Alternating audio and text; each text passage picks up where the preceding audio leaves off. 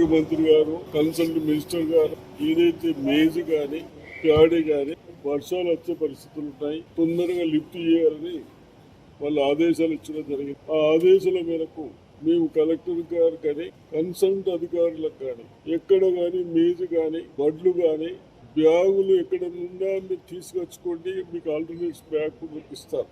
అదేవిధంగా ట్రక్స్ వాడే కాంట్రాక్టర్కే పంపాలని లేదు.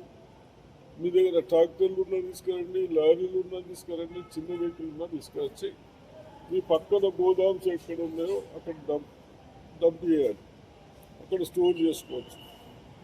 ఈ విధంగా వితిన్ 2-3 డేస్లో మొక్కలు అయితే అయిపోతున్నాయి. మరి అటు సైడ్ కొన్ని ప్యాడీ ఉందని చెప్తా ఉన్నారు సార్. కాబట్టి దాన్ని కూడా తొందరగా లిఫ్ట్ చేసి అమలు లేరు అంటున్నారు.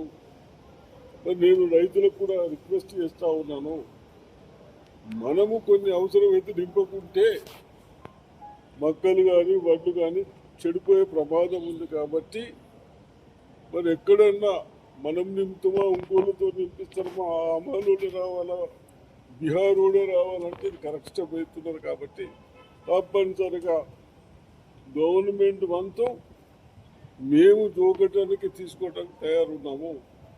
సంచులు నింపకుంటే మరి దాన్ని కూడా ఇబ్బంది అవుతూ ఉంది. కాబట్టి సంచులు నింపండి, ప్రైవేట్ లారీలు పెట్టుకొని ప్రైవేట్ ట్రాక్టర్లు పెట్టండి, గోదాం ట్రాన్స్పోర్ట్ చేయండి.